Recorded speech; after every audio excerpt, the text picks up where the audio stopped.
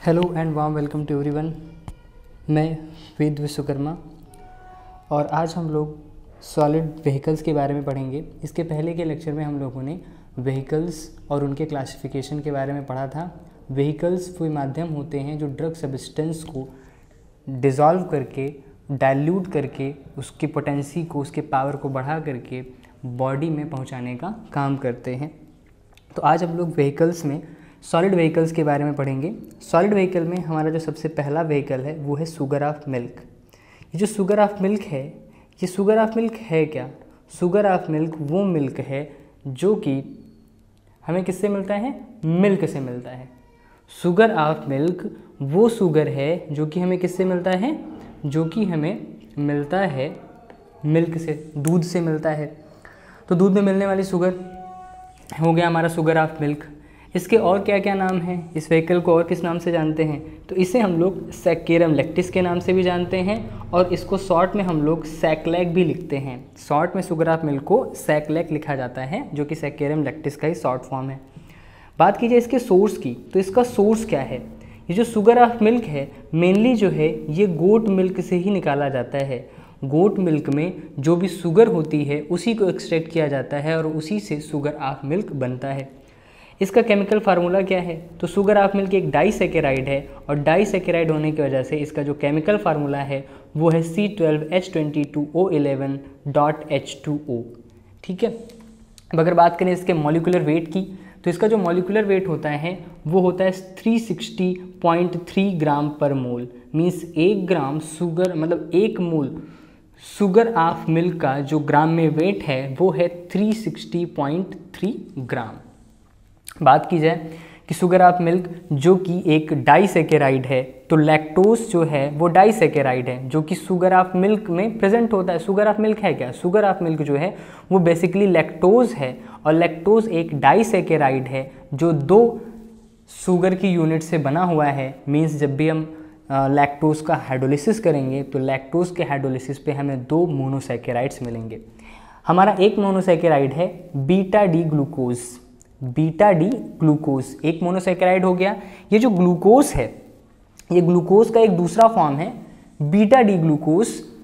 Optical rotation इसमें change हो जाती है तो ये बीटा डी ग्लूकोज होता है और ये साथ ही साथ जुड़ा होता है एक यूनिट बीटा डी गैलेक्टोज के साथ। तो ये जो शुगर्स हैं ग्लूकोज और गैलेक्टोज, ये मोनोसैकेराइड्स हैं और इन दोनों के बीच में जब बीटा 1,4 ग्लाइकोसिडिक लिंकेज बनता है तो उससे जो है डाइसैकेराइड लैक्टोज का फॉर्मेशन होता है। क्वेश्चन ये भी है कि ये जो लैक्टोज है वो एक ऐसी शुगर है जो ओनली ह्यूमन बॉडी में प्रोड्यूस होती है। बाकी सारे के सारे शुगर्स कहाँ प्रोड्यूस होते हैं? तो बाकी सारे के सारे शुगर्स जो होते हैं वो प्रोड्यूस होते हैं प्लांट के थ्रू। बट अगर बात की जाए लैक्टोज की, तो लैक्टोज एक ऐसी शुगर है जिसे केवल एनिमल्स बना सकते हैं। बात की जाए इसके प्रिपरेशन की कि शुगर ऑफ मिल्क का प्रिपरेशन कैसे किया जाता है, तो शुगर ऑफ मिल्क का प्रिपरेशन करने के लिए यहाँ पे मैंने सिस्टमेटिक तरीके से शुगर ऑफ मिल्क के प्रिपरेशन को समझाया है। देखिए हम लोग स्टार्ट करते हैं गोट मिल्क से। क्या लिया जाएगा? जो बकरी है उसका दूध लिया जाएगा, गोट मिल्क लिया जाएगा। तो गोट मिल्क में क्या क्या होगा?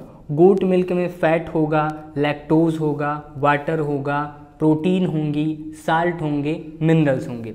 तो सबसे पहले गोट मिल्क का क्या करना है? तो सबसे पहले गोट मिल्क की स्कीमिंग की जाती है। स्कीमिंग क्या होती है? एक मशीन में डाल दिया जाएगा और सेंट्रीफ्यूजेशन, दूध को लगातार क्या किया जाएगा? घुमाया जाएगा। तो घुमाने की वजह से फैट चूँकि दूध से हल्का होता है तो वो जो है अपकेंद्रण के द्वारा, स्कीमिंग के द्वारा वो क्या हो जाता है? उसमें से मक्खन के रूप में सेपरेट हो जाता है। तो दूध में से जब फैट को निकाल दिया जाता है स्कीमिंग के थ्रू, दूध से फैट को निकालने के लिए कौन सी प्रोसेस की गई? स्कीमिंग की गई। फिर अब बचा क्या?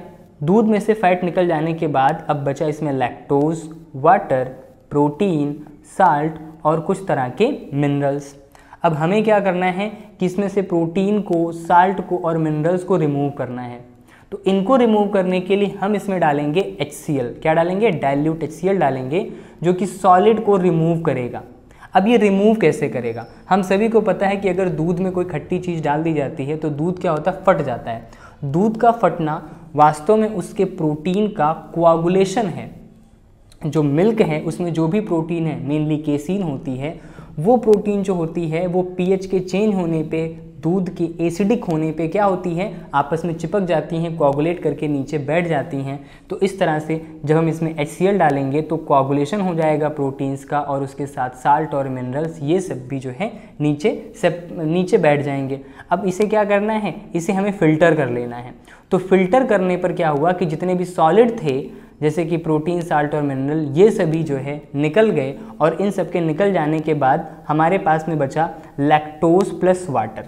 क्या बचा, लैक्टोज प्लस वाटर। ये बिल्कुल उस तरह से है कि दूध को जो है पहले स्कीमिंग की गई, फिर उसके बाद दूध को फाड़ दिया गया, तो फाड़ने के बाद पनीर जब बनता है तो पनीर के साथ साथ जो पानी बचता है वो पानी ही बिल्कुल क्या है, हमारा लैक्टोज प्लस वाटर यानी कि वे है। इसे हम लोग क्या कहते हैं, वे लैक्टोज कहते हैं। अब बात की जाए इस वे लैक्टोज, क्या ये प्योर होता है? नहीं, ये प्योर नहीं होता, तो इसको हमें प्योर करना होगा। तो इसको प्योर करने के लिए इसमें प्यूरीफाइड वाटर मिलाया जाएगा, और प्यूरीफाइड वाटर मिलाने के बाद इसकी चारकोल बेड पर फिल्ट्रेशन किया जाएगा। तो चारकोल बेड क्या करता है, जो इम्प्योरिटीज़ होती हैं वो उस चारकोल बेड के ऊपर एब्जॉर्ब हो जाती हैं, उनके सरफेस से चिपक जाती हैं, और चिपकने के बाद क्या होता है कि ये फिल्टर हो जाता है, और फिल्टर करने के बाद हमें क्या मिलेगा, क्लियर सोल्यूशन ऑफ लैक्टोज मिलेगा। हमें क्या मिलेगा, लैक्टोज का क्लियर सोल्यूशन मिलेगा। अब इस क्लियर सोल्यूशन का क्या किया जाएगा, तो इस क्लियर सोल्यूशन का जो है, इसको जो है क्या किया जाएगा, इसको बॉईल किया जाएगा डायरेक्ट हीट दे करके। इसको डायरेक्टली हीट दे करके क्या किया जाएगा, बॉईल किया जाएगा, ठंडा करके फिर से 3-4 बार इस प्रोसेस को दोहराया जाएगा।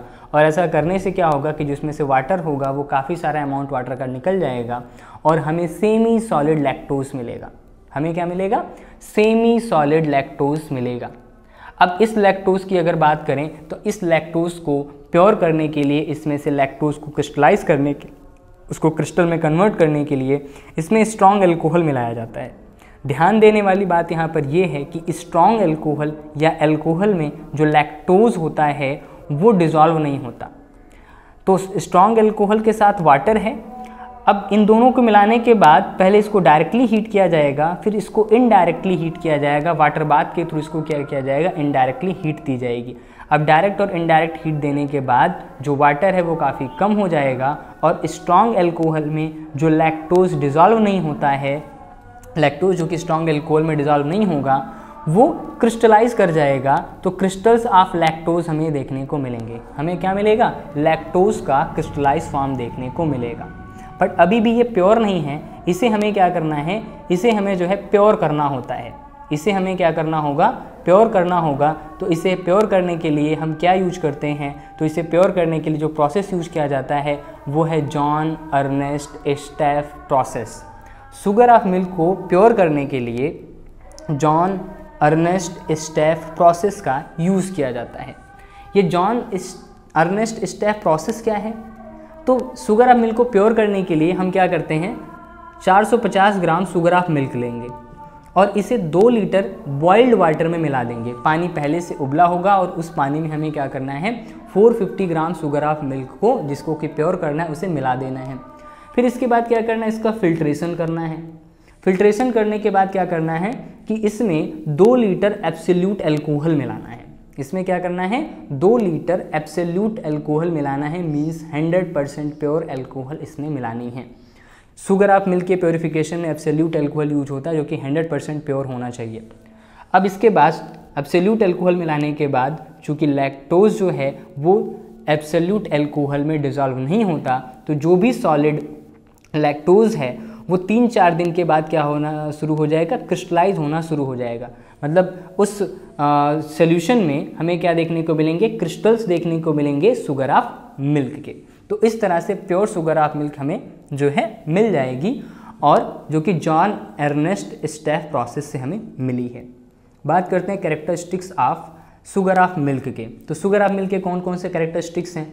शुगर ऑफ मिल्क जो होता है वो फैंटली स्वीट इन टेस्ट होता है। फैंटली स्वीट इन टेस्ट है, मतलब बहुत हल्का सा मीठा इसका टेस्ट होता है। बात की जाए तो ये ग्रिटी ऑन टचिंग, यानी कि टच करने पर हमें थोड़ा दरबरा सा महसूस होगा, तो ग्रिटी ऑन टचिंग होगा।